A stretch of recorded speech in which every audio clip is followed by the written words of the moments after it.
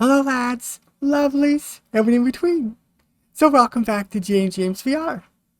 In this video, I'm going to be going over some introductory stuff and some tips and tricks to help you get a good running start with your new Pimax headset. Alright, so before we go anywhere else, the first thing we need to do is make sure you're wearing it correctly. A lot of people get this wrong and they say, oh, the Pimaxes are uncomfortable. No, they're not. You're wearing it wrong. So, it's not complicated, but nonetheless it's a little bit different than other VR headsets which you pretty much wear straight across. These in fact you do not. So when you first get your Pimax and you want to get it seated properly on your head, undo this part here, the top strap. I've got a Studio Form Creative Comfort Kit on this. Ignore that part. We'll talk about that later. But undo the top strap so it's completely hanging loose. And then place this against your face. Like so. And this back part, the back cushion here, you actually want this not straight across. Feel your back of your head, and where the sort of the bump on your back of your head begins to sort of slope inwards, that is where you want that rear cushion. And then the front part, the actual display, you want this to actually hang slightly down. Very slightly. That should pretty much just fall into place correctly though. Once you have it sort of comfortable, then you can tighten up this top strap, just pull it back and then tap it down into the sort of Velcro. And that's really the correct way to do it. You want this back part here pretty much as low as you can sort of reasonably get it. Not so low that it's, depending on the size of your head, I have quite the melon, but you do want that nicely resting just on the back slope underneath the bump of your head. And that's the perfect way to wear it. Alright, so one thing is Pimax headsets are quite large. I mean, it's really big, right? It's really big. It's really big. So, a lot of people, myself included, really like to use a counterbalance kit. This is common for a lot of VR headsets. They all tend to be quite front heavy. I wouldn't necessarily say that Pimax headsets are more front heavy, but they're pretty front heavy. So, something you can do to alleviate that is a counterbalance kit. I recommend the one from Studio Form Creative, link in the description. I particularly like the Enthusiast kit. Now what you get here is the weights on the back, and these just kind of go over like that, and they go under the cushion at the back, you see? And if you're worried about them sliding around, and they potentially can, they give you a whole bunch of little strips of Velcro. And you can see here, I've just kind of connected them with some Velcro strips so they don't move around. Your mileage may vary, but that's a solution that I found worked for me, and all the parts I needed for that came with it. And the next thing to come with is the Apache strap. So you can see I have a cross strap, a nice soft cushiony top strap, and quite wide Apache strap. I find it makes a pretty big difference, and it's especially useful because I found that the headset shifts around less with this. A lot of the time, if you're like looking around quickly, the headset can sort of shift on your face a little bit. That hasn't been a problem since I've got a counterbalance kit. So if that's an issue for you, or you find the headset to be uncomfortably top heavy, definitely this is the product I suggest. Alright, so here's a problem. A lot of us don't have great eyesight. Believe it or not, me included. In fact, if you look at some of my older videos, you'll see me wearing glasses. Ew, right? But anyway, so you have actually 3 options for this. 1, contacts. That's really the best solution always. For any headset, if you can wear contacts, I suggest you do. That's the best solution. However, if you're one of those people that hate contacts, you should change your mind. But if you just can't, then you got 2 options. VR Optician and VR Rock. There may be others, but these are the only ones that I'm aware of. And both of these offerings are even somewhat recent. So, here's the disclaimer. I've tested neither of these. VRRock has reached out and sent me a sample, but I haven't received it yet. Didn't get here in time for the video, so I don't know. I only know what I've been told on this. I've been told the VR optician ones work decently enough, but do cut into your field of view as the lenses aren't quite big enough, so your outer edges of your view will not be totally complete. The VRRock ones didn't look, at least in the pictures, that much different to me, but users have reported that the field of view being affected is much less of a concern. Again, now, I have to stress this, I've tested neither. That said, it's been pretty consistent that people I know and spoken with online who have used the VRRock prescription lenses have had pretty good results and seem happy with them. At some point I will be doing a review of them, and then I'll be able to give you a more definitive answer, but for now, I do have to say I've tried neither, so I can't necessarily endorse either. However, I can give you a code for 5% off from VRRock. That's worth it to you? The link is in the description. But both of those have been said that they do actually fit nicely and for the most part do what they're expected. I can't say for sure. But those, as far as I know, are your options for prescription inserts for a Pimax headset. Next up, the cables. With Pimax headsets, you actually have options. Not necessarily for all of them, but at least as far as I know for the 5K Super and the 8KX. Maybe the others, I'm not sure. But for those two headsets, for sure. So what are the big differences? Why would you want the fiber optic? Well, a couple reasons. It's lighter, it's thinner, and it's longer. So if you do mostly sort of seated VR, none of that's all that important to you. As long as your head, is within range of your PC, you're fine at the stock. The fiber optic actually uses one less USB too. That's nice. Just one USB port, one display port, where the stock uses 2 USB. Let me show you the difference here. On the top is the stock cable. You can see it's quite a bit thicker actually, not massively, but quite a bit. And it's sort of a more of a grippy material, where the fiber optic cable is a smooth material. And it's quite a bit more flexible. This default cable is a bit stiff, where this one is quite bendy. Now, you never really want to bend your cables too much. You definitely don't want to have them kink up. But the more flexibility from the fiber optic cable makes a massive difference if you're using room scale, and it's 6 meters long, where the default cable is 4.5 meters. The fiber optic cable is an extra cost though. So if you are just using your seated gameplay and that sort of thing, then you can just stay with the stock one just fine. But if you do like to do room scale gaming, I cannot recommend the fiber optic cable enough. And these are actually perfectly easy to replace. These just tug, it's in there pretty good, but you just gently, carefully, persistently tug the cable out of the headset, plug your new one in, and that's it. It's also useful if something happens to your cable. Especially because, a fact of wired headsets is the cable's the weak point on a lot of them. A nice thing about a Pimax headset, at least, is that parts are available and easy to replace. While we're on the topic of room scale gaming with a Pimax, that means you're going to have some kind of pulley system, or you risk tripping and getting tangled on your cable. That's not very cool. Yeah. So I suggest, and the only one I actually do suggest, there's a few out there from Kiwi Design and SteamVR. I do not recommend them. The one I recommend is the VR Wire 2. That's the most expensive out of them, but let's face it, you've already spent a lot of money to get a high-end headset. Does that really seem like the right place to cheap out? And it's not that much more expensive. The VR Wire 2 is massively better. Massively better. Now, the sort of the boogeyman of these headsets is often getting the IPD correct.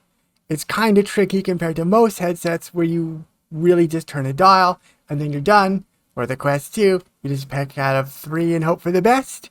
Pimax gives you more options for that, but it's a bit more of a manual process. And that's what gets a lot of people lost. So I'll tell you how to do it. It's really not that tricky, but it is more work. And it's a bit of a pain in the butt, if you share this headset. So you'll have to remember your settings a little bit. So it's actually not hard though. So when you first have this headset powered on, you will see a star field.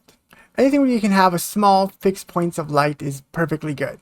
I always just use the default star field background, and that's probably the easiest.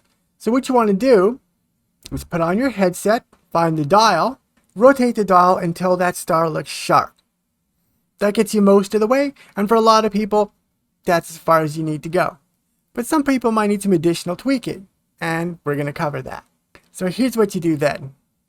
Load up SteamVR, and when you're in this sort of gray environment, the sort of staging environment, where you see your floating controllers and that kind of thing, what I've done, and I found the best results with this, is take your controller, whatever you have, it doesn't matter. And you do need some kind of VR controller for this part, by the way.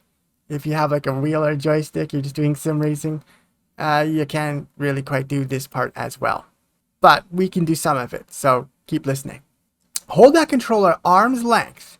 Lift up your headset, see where it is in physical reality, put your headset back down again, and see where the difference is.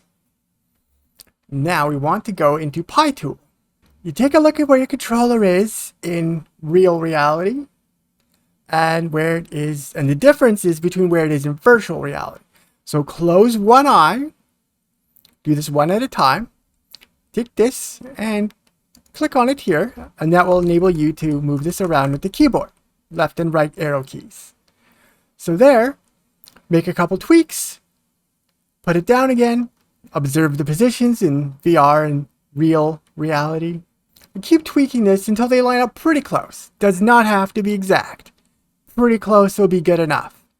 Then you repeat that process for the next eye. Click on here, make your changes until they're just about right. This is where a lot of people can stop, but I found I didn't quite get it perfect for me yet. So what I did find to sort of finish off and get the best value possible is, while in virtual reality, take a look at one of your more distant base stations and then repeat the process with that. So lift up your headset, observe where the base station really is, and then where it is in VR, and get those lined up about right. And I find between those two steps, you should get your IPD damn perfect. And that's it. And two quick notes. So if you do not have VR controllers, you just use a HOTAS or a wheel, you can still do the part with the base station, and that should get you close enough. Another nice thing is Pimax, as far as I'm aware, is one of the few vendors, if not the only vendor, where you can actually adjust the vertical offset per eye. So if your eyes aren't quite level, you can tweak that as well.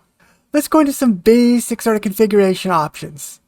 So one of the things you're going to want to do, load up SteamVR, launch that through Pitool as shown here, and then go to the settings here, and then tweak this. Go to your resolution and set this to 100%.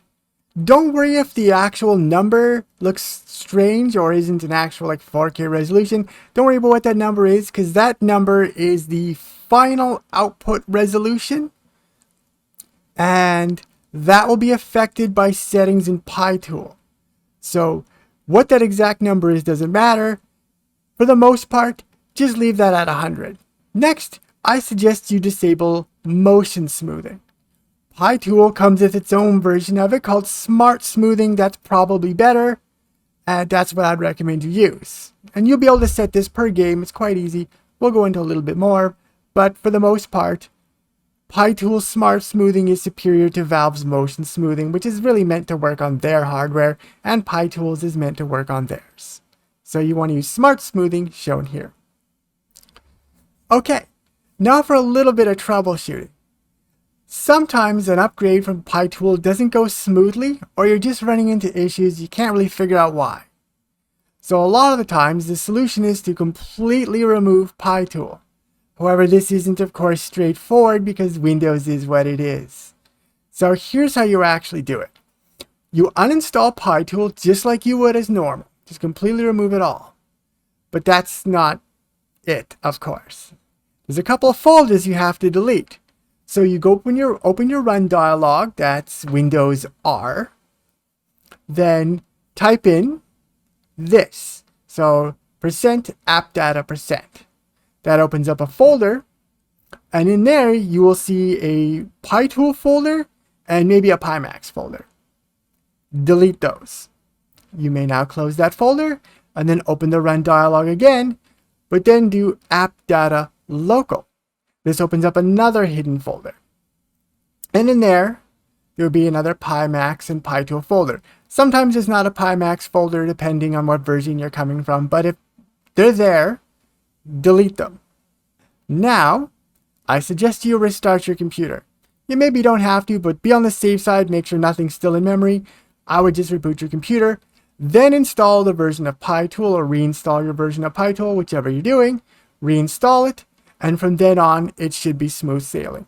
This process has fixed issues with me in the past, and I suspect I'll fix a lot of them with you too.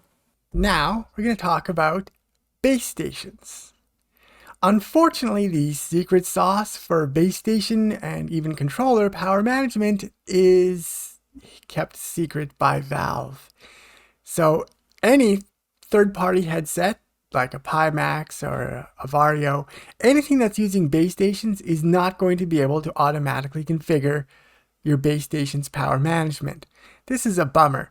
Thanks, Valve. Anyway, we don't need Valve because we have our own tools for this. At least as far as I know for Android. I don't know what your options are on iPhone. If you have an Apple phone, you're on your own. You should have bought an Android. Assuming you did get an Android, we have options. And I'm sure you do for iPhone, but I don't know what they are. So what you want to do is install this app, the Lighthouse Power Management app by Jeroen 1602. And it's awesome. And it will do exactly what we need. So here it is, just working. So basically we would just click on or press this, and it would just turn all your base stations on or off, put them into sleep mode or active. Now there's a couple gotchas with this. It isn't super user friendly to set up. It is once you've got it set up, I mean you just press all and then they're all on or off. That can be easier, right? That's easy. But to actually get at this point is a little bit more involved and there can be a couple gotchas. So when you first load it up, it should take a few seconds and then it'll find all your base stations. And actually in a lot of ways you're good to go at this point. But if you have a couple base stations, if you have just one, then you don't really need to do anything else. You're probably good to go. But if you have two or more, as you can see I have three, then it's a bit of a nuisance to click all of them. So we want to set up a group. So what you do is you long press on any one of them. It doesn't really matter which. And then it'll look like this. And you have some options here and here. So you can click on this icon and that will allow you to rename a base station for simplicity. So I have mine left, right, and rear, so I know which is which. And this is the button you would press to add a group. So you press that and it will show something like this. So you won't have a group set up yet. So you'd click add item and then it'll ask you to name it. I just put all, but you could put whatever you like. And there you click that and then you can basically go, it'll add that to a group, which will show up here on this top area here. And then you can long press the others and then add them to the group by clicking on that group button again until all your base stations are nicely in the group. One time I had it forget which one of my base stations was in the group. I added it back and it never came back since. So it's not a recurring problem, but it's something that at least can happen once in a while. Again, it's only happened once. It lost its group. I added it back in. No problem since. Now the other little problem I've had, it's actually two. I'm going to go into the first one, is once in a while, you may find one of your base stations is not responsive. So it won't turn on or off. How to fix that is you simply click this little button here and it will rescan them all and it will find the guy that's not responding. I don't know why that happens. It doesn't happen very often though, but once in a while it might, and if it does, click that and your base station should start responding again nicely. Now the other issue you may have, and this one's unfortunately kind of shitty if you get it, because there's no easy fix. Some of your base stations, all of them or hopefully none of them, but one of them, may come with outdated firmware. Now, in my case, I purchased my third base station, the rear base station, quite a bit later. And it came with really outdated firmware. And it did not work. It would detect it's there, but I couldn't control its power settings. So, here's where the issue is. I have no idea how to upgrade the firmware. As far as I know, only Valve can do it. Now, you can see I did though. Here's what I did. I have an index, and you can update them if you have an index. But if you don't have an index, how you would do this, I have no idea. I think your only option there is to contact Steam support and ask them to help you update the firmware. I'm sure they have some way of doing it. Easiest is if you have an old index laying around like I did, but if you don't, you will have to go through Steam support to get the first base station firmware updated. Other than that, I think this should be pretty smooth sailing, and this is how you would do power management. Alright, so at this point, you should have your Pimax nicely set up. You should be comfortable, you should be able to see clearly, your IPD will be set right, SteamVR is set up, and you're probably ready to start playing some games. I mean, that's why you bought the damn thing, isn't it? Yeah. So, here's the old trick. Something like an 8KX, really any of the 8K headsets, or even a 5K Super or something, to get those high hertz rates, or a playable frame rate on an 8KX is actually not that easy. You gotta remember what we're doing here. We're trying to get two 4K displays to run at a minimum of 90 frames per second. And with a 5K Super, you might be trying to get your frames per second up to 180. That's a big ask, right? It's a big ask. VR is hard to run in general, and then when you add in so much resolution, 4K per eye for an 8KX, that's not easy to do. And there really isn't, at the time of this video, too many games that you can just sort of lays out on this. Just load up, run the headset to its full capacity, its maximum resolution, its maximum FOV, etc., and have it hit those numbers. There are games, games like Beat Saber or simple graphical games that can do it. I certainly have a few, and for reference, I have a 3080 Ti and a 5800 X3D CPU. What do? You still want to have smooth gameplay. That's going to be the most important thing. But you've got this fancy and often challenging to drive headset. So that's what this section is about. Performance and some of the stuff you can do in Pitool and a couple of third-party tools. So let's open up Pitool. So here's your sort of default screen for Pitool. I didn't have my base stations on or my controllers turned on. That's not important right now. So you want to go to settings. As you can see, you have your firmware versions and blah, blah, blah. Rather your tracking modes. This stuff is fairly basic. You should get this part. So I'm not going to walk you through that. You set your options here. We've seen some of these before. The real trick, of course, is games. That's what we're here for, games. And you select your game. So common setting is your default. That's just if you start SteamVR without specifying a game. I don't really do that ever. Honestly, I always make at least some changes to games. So you pick a game. I selected After the Fall. For After the Fall, I like to have a large FOV. I sort of insist on it for that game because there's all sorts of zombies coming at you. I want to see them. So I'll take FOV as a preference for that game.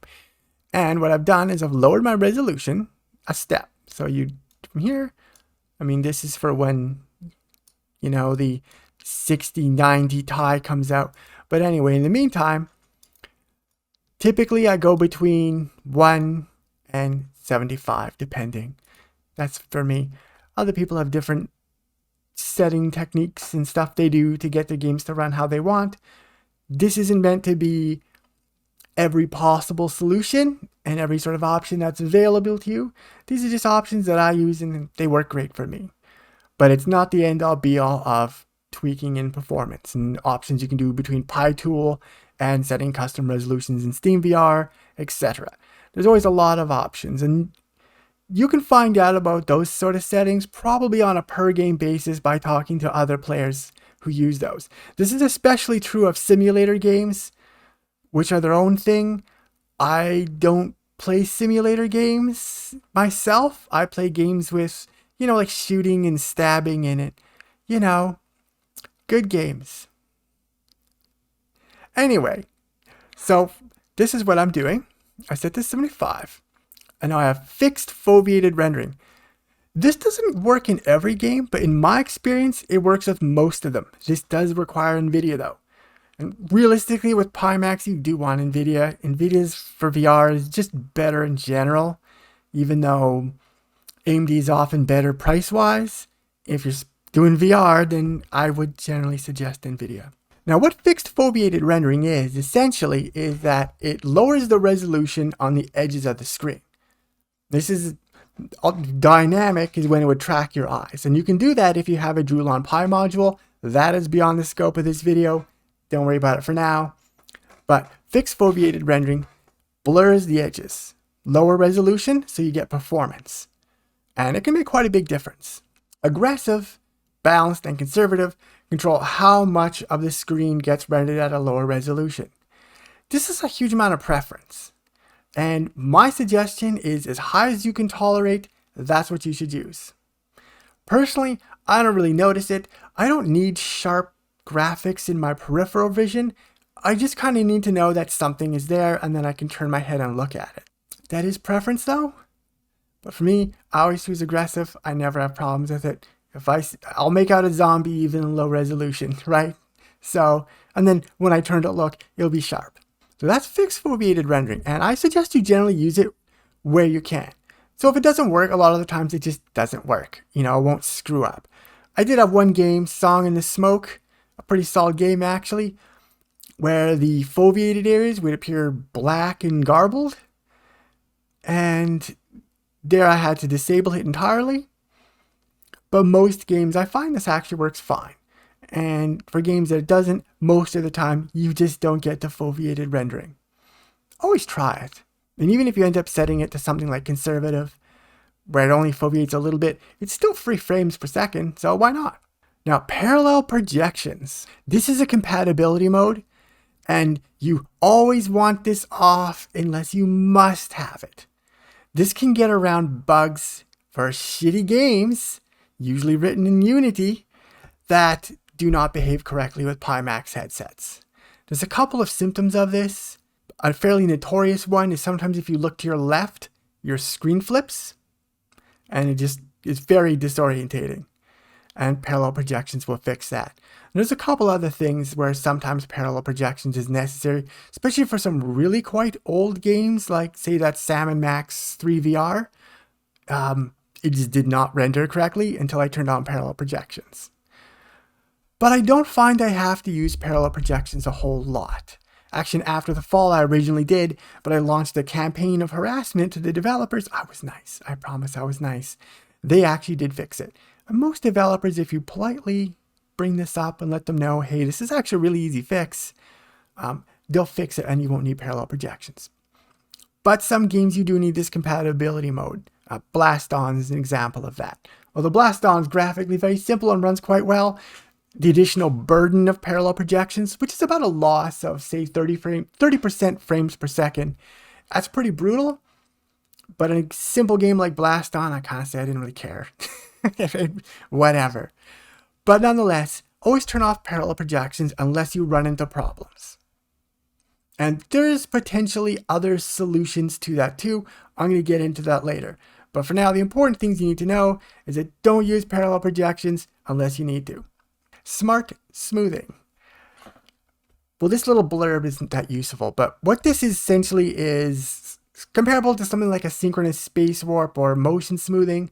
It cuts your frames per second, but then interpolates frames. It generates frames that are missing to meet your 90 hertz or whatever your refresh rate is. Now, my advice here is keep this off. There's overhead associated with it, and you just don't need it unless you need it. If you find a game is just having trouble getting it to run the way you want, and it's the sort of game where there isn't a whole lot of motion. Flight sims, racing games, games where there's you're generally not spinning around and shooting at people or getting into sword fights, smart smoothing can be a really good option. But generally speaking, unless I absolutely need it, I also keep this off. Hidden area mask is always on. Just leave it on. I've never needed to disable this. This little section on colors, we'll talk a little bit more later. But that's really basically it. So the main things in terms of performance, my preference is I want as wide as field of view, and so that's large. And then depending on the game, I might be willing to cut down on the field of view a little bit. So that's really just preference. Some games, I feel like I have a wide threat area. I like to have a wide field of view, so I'm willing to cut down on the resolution. Other games, I might be perfectly happy to set my resolution down a step to normal. That's still about 140 degrees of horizontal field of view, by the way. That's still pretty magnificent and looks good. And also, if the little bit of chromatic aberration on the very edges at 160 bothers you, then normal is your answer. Personally, I don't notice it, but nonetheless. And then if I could drop down normal, I can usually pop this up to something higher. Sometimes even a little higher than that, depending on the game and my preferences. But those are sort of like where you balance it out, where you want field of view versus render quality, which is just your resolution. Now, field of view is expensive. Okay, that's important to know. So that large field of view costs a lot of power to actually drive. So don't be surprised if a lot of games you set this down to normal. That is normal. That's why it's called normal. And let's just quickly take a moment to laugh at the fact there's a setting called potato. That is 100 degrees of FOV, which by the way is still higher than a Quest 2 and actually most headsets. I find that very funny. Small would be 120 degrees of FOV, still about 12 higher than an index, by the way. So just for preference, I try to avoid dropping below normal. I don't think I have any games I drop below normal. At that point, I generally prefer to just keep going down on resolution or doing some other sorts of tweaks to get my performance numbers where I want them. And we're going to be going into that. But that's enough for this part here. Okay, so we've covered what you can do with just Pitool, but there's other options too. And that is vrperfkit. vrperfkit, you could probably just search that easily, but I'll link to it, is basically a tool for exactly what it sounds like, VR performance. And the advantage of this is it can be quite a bit more aggressive than just Pitool's default settings. So that's quite useful, especially for some games you just can't get to run well enough, or you're maybe sort of the bottom of the specs for something like your headset. Then vrperfkit can really save your day, that's for sure. It's pretty great. It's pretty easy to install. So essentially, it's really just an archive you download, and the webpage itself explains how to install it easily enough. So I'm not going to totally cover it there. If you do decide to download vrperfkit, which you probably should, then you'll read how to install it. Basically, you copy a couple files to the location of the game's exe file. So wherever the executable is, you copy those files over. And the part that's going to be interesting is the configuration file. Okay, so here's the configuration file. And you might think, oh my God, that looks extremely complicated. It can be, but it actually really isn't. By default, you've got pretty good, reasonable defaults. And for a lot of the time, most of the time, you probably will never have to change any of this stuff.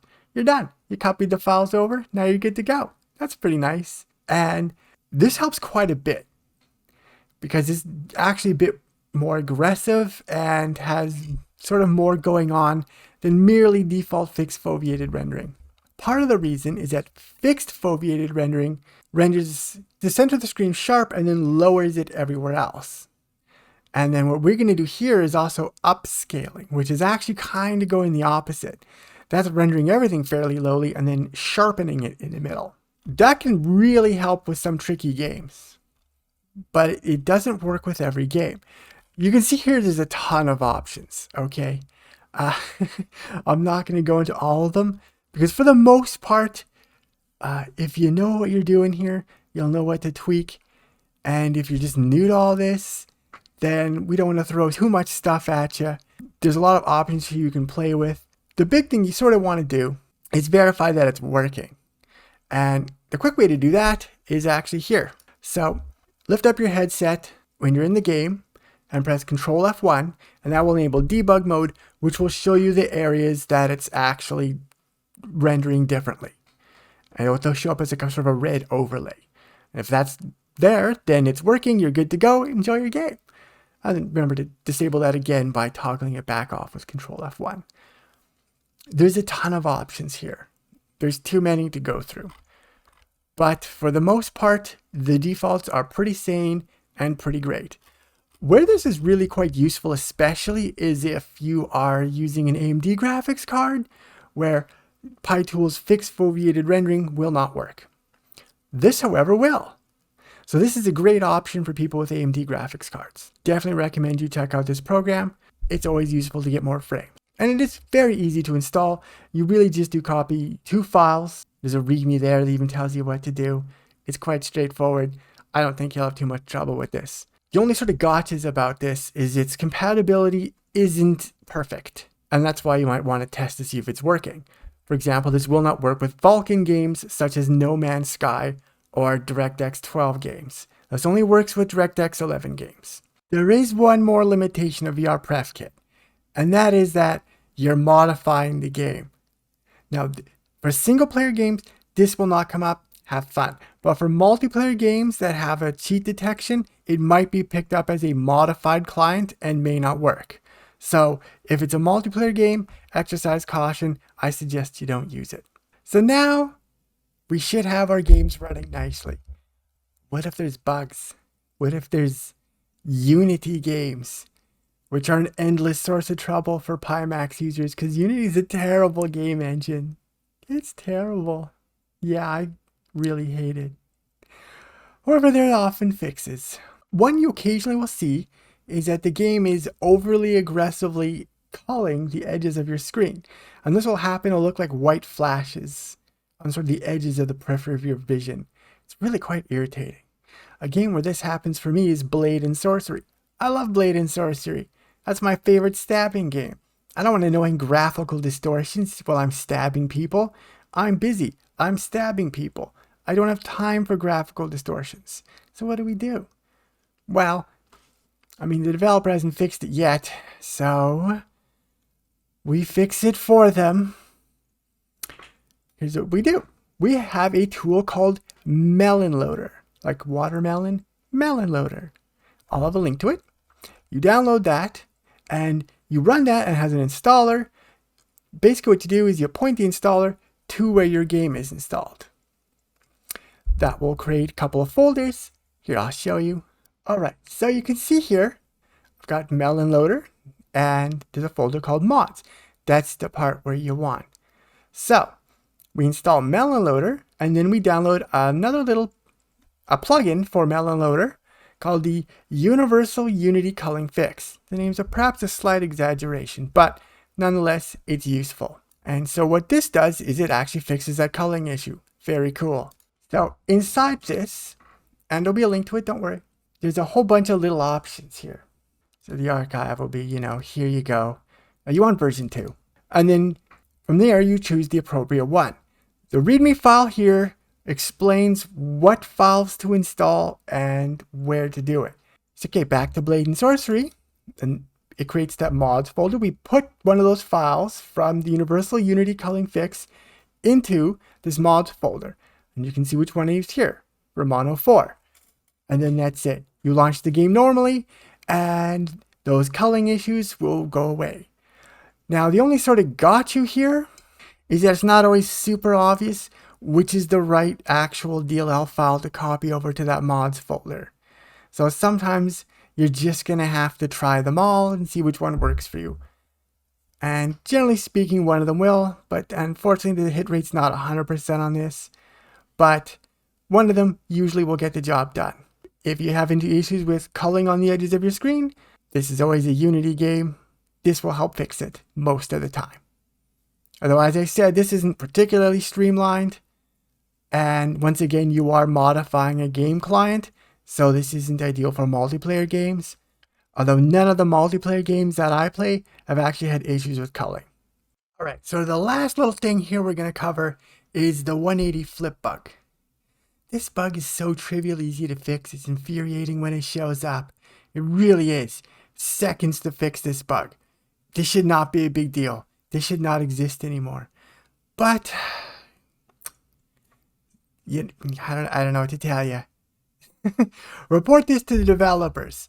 It's so easy and so well understood at this point and so widely implemented, but nonetheless, it still shows up once in a while. So we can fix it ourselves. However, I am not going to show you how to do that. I'm going to send you to another video. The link will be in the description.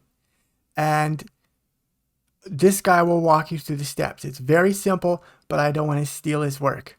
So I'll direct you to his video for how to fix games that have the 180 flip bug. Getting probably tired of hearing this, you're modifying your client again. So a game that has this issue is Blast On. Of course, they're owned by Meta. They are never going to fix a bug that occurs on Pimax and WMR headsets like Reverb G2. They're not going to do it. They're only going to fix bugs that affect Meta headsets until you just go buy a Meta headset. So lame, Blast On devs. Lame.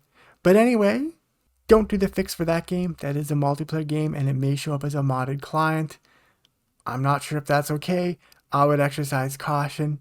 A game that does have it, from my knowledge, is, and I don't own this game, is Green Hell VR. And that is the game that the author of this fix is testing out to fix that 180 flip bug without having to use parallel projections.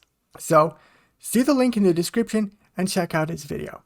Now for something a little bit more fun. Color profiles. Pimax headsets are actually capable of very vibrant colors and excellent, although of course nowhere near OLED quality blacks. But blacks are quite a bit better than most headsets actually. Sort of the trick is though, the default color profile is fairly bland. However, this is easily fixed. You just set it in Pitool. Super easy. You actually saw a little preview of that earlier. Same area, you set it per game, and I've come up with a couple of defaults that I've got from various sources and then tweaked for my own usage. So there's a selection of options I use here depending on how much black I can get away with. Some games can just be too dark with some settings, so I have progressively lighter settings. And in the odd game, I just couldn't really get the colors to work right at all, so I just sort of tweaked it for color accuracy as sort of a booby prize. But for the most part, generally speaking, one of these color profiles really, I think, enhances your visuals quite a bit, and especially in terms of the blacks. But I personally have a preference for nice, strong, vibrant colors in my games, and this is for that. You're always free to sort of test out your own things, and you'll have your own priorities possibly, but as a good starting place, I think this is pretty solid. This is essentially it. Now, you don't have to write any of this down. I will link to a Reddit post where I posted all these, and there you can also take this opportunity to possibly share your own color settings that you found worked well for you. But you can see there's not a whole lot here. This is my example of sort of sample settings that I personally use, and of course you are free to use. And I'll share how this looks in Pitool. You go to all channels, you just set this to where it is roughly, there you go, like that. You just set them like this. It is per eye. That seems more detailed than what's really necessary, honestly, but it's Pimax, so you get the option. And essentially you just go and you take the configuration, and again, I'll have a link to our Reddit post, and then you set it for all channels in red, green, blue. You get your save and apply and all that, and you start your game, and it'll use that new color profile. And I think you'll like the changes. And again, you can always experiment with your own and tweak things to your own personal preferences, but this is very flexible and you can get some really gorgeous colors and excellent blacks out of this. Okay, so far we've only been talking about games that use SteamVR. Well, what about if you used to have an Oculus headset, or still do, or maybe you actually want to play some of those Oculus exclusives. Some of them look pretty good. Asgard's Wrath, Stormland, There's a couple others that are Oculus PCVR games, not Quest 2 standalone games, but PCVR games that are still quite good on the Oculus store. Well, you don't have an Oculus headset. No worries, because there's Revive. Link in the description, of course. Now, Pitool integrates with this, so this really couldn't be easier for us. You download it, you install it, and then you restart Pitool, and your games from the Oculus store should appear. I don't recall off the top of my head or not if you need to have the Oculus desktop program running or not. I'm not going to check it. Maybe. And then you just launch them normally through Pitool. I'll show you what I mean. But there's your games, and you can go and select to sort of filter, and you'll see Oculus games here. And there you go. I have one. That ridiculous KFC game. It's worth playing once. It's really bizarre. But anyway, that ran perfectly fine. And if you have other games, like the previous games I mentioned, which I hear are very, very good, you can continue to play those on your Pimax. So that's all you have to do for playing Oculus exclusive games. It's really no trouble at all. Pretty cool. Now some other stuff. Now you're going to be using probably one of two controllers with your Pimax. Probably the Knuckles. But you might be using swords. I'll talk about those in a bit. But for now we're going to start with the Knuckles. Boy, these things often irritate me actually. I mean, in some ways they're the best VR controllers there are, but their build quality is absolute shit. Alright? I don't know why people refuse to acknowledge it. These are really badly made. I mean, they're fragile, they've got serious hardware issues, but they have so many cool features, and they're just the gold standard, if only they wouldn't break on you. However, the worst of it, you can mitigate. So the big problem is the joystick. It is the shittiest joystick ever made, and the problem is twofold. If you click on this, you will get joystick drift. You'll probably eventually get joystick drift no matter what you do, but you can put it off, because what really causes the joystick to start drifting badly is when you click on the joystick. And a lot of games have you do this. A good example is Blade and Sorcery. One controller is for jump, and then you click the joystick on the other for kick. Well, you jump and kick quite a bit in that game. And you will destroy your controllers, and you'll have to RMA them, assuming you're still in the RMA window. Very annoying. I mean, and Valve never fixes the issue with the joysticks. They're never going to. They don't care. So, what can you do? You can remap the controls to not do that. See, the thing about these is it has this touchpad in the middle, the touchpad, that almost no games use. Not no games, but almost no games use this. And that's your secret weapon to trying to get some extra life out of these janky pieces of crap. Okay, so for Blade and Sorcery, I have a custom configuration where I have modified and added the trackpad. So as a button, and click, I've set to kick. So there's a whole bunch of stuff here you select from. I set it to kick. And that's how you do that. And then the same thing on the other side for jump, for the right trackpad.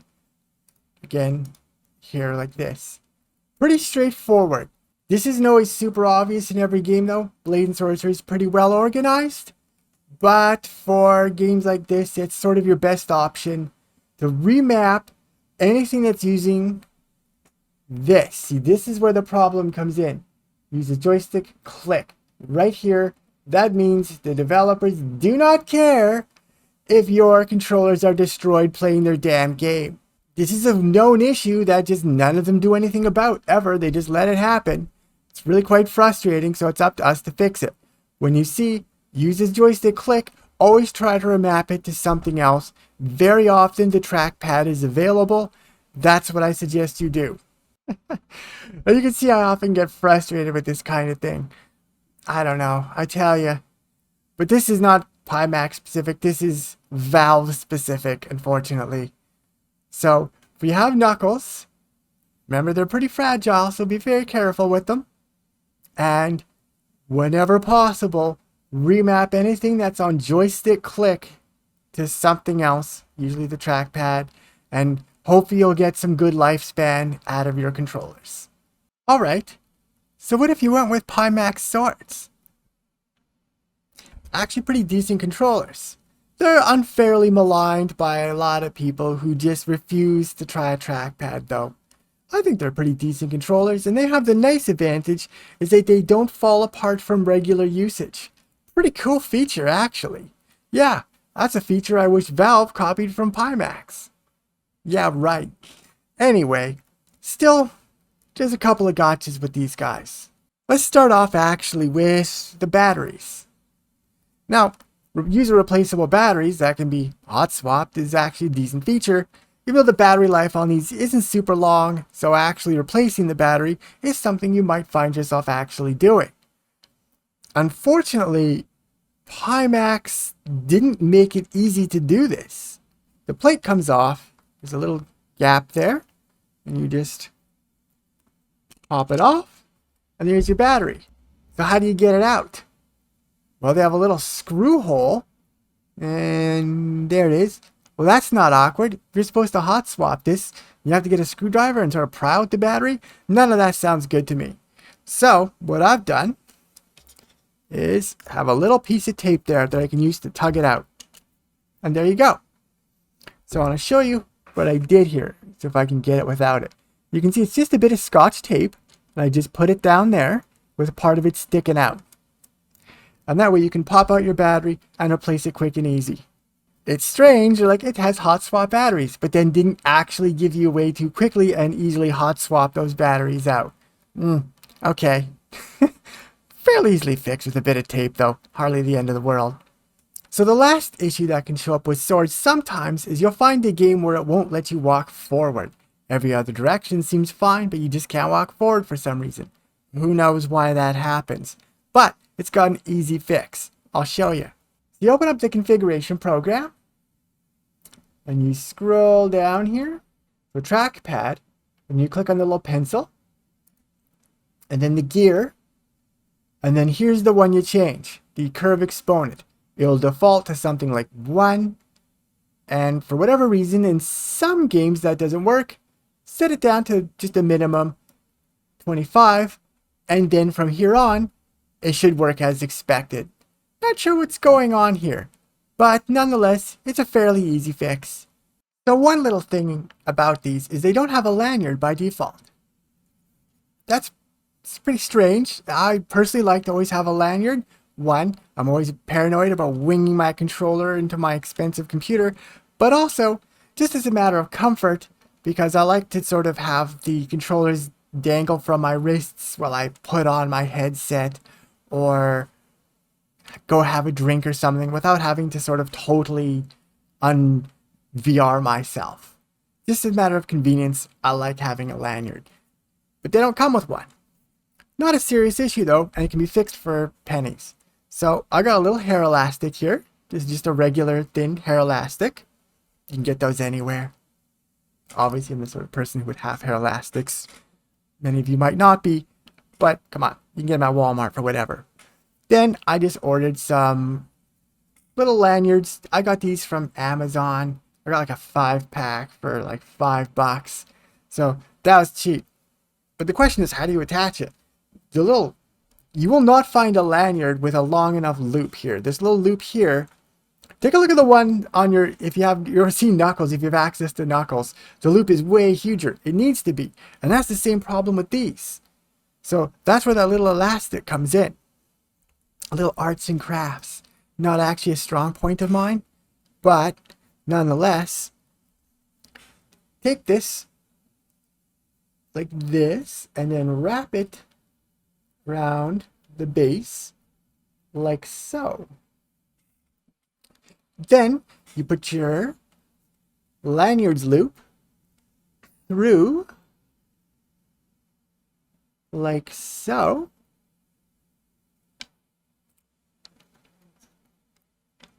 Like that. And then you just run the lanyard through normally. And there you are. Now you have a lanyard you can use with your sword controllers. Okay, and that's it. That's the end of the video. Lads, lovelies, everything in between, thank you so much for checking in. I hope you found some of this useful. I hope this sort of smooths some of the learning curve. And if you're an old vet, hey, maybe you still learned something. Either way, thank you so much for coming. I love and appreciate your likes, subscribes, your shares, your comments. Growing channels like mine really need them. Alright, I'll see you next time. Bye-bye.